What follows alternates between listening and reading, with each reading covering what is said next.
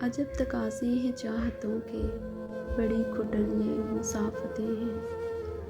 میں جس کی راہوں میں بچھ گیا ہوں، اسی کو مجھ سے شکایتیں ہیں۔ شکایتیں سب بجا ہیں لیکن میں کیسے اس کو یقین دلاؤں، جو مجھ کو جاں سے عزیز تر ہے، اسے بھولوں تو مر نہ جاؤں۔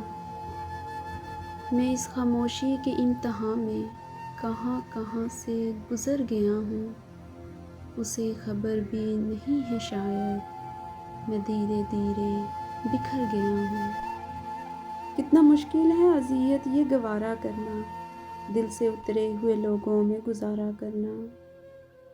زندگی ہم پہ یہ آسان بھی ہو سکتی تھی، سیکھ لیتے جو کسی درد کا چارہ کرنا۔ کہاں جاتے ہو ابھی ساتھ گزارو کچھ دن، ہم پہ مشکل کوئی آئے تو کنارہ کرنا۔ کتنا مشکل ہے جلانا کسی رستے میں چراغ، کتنا آسان ہے ہواؤں کو اشارہ کرنا۔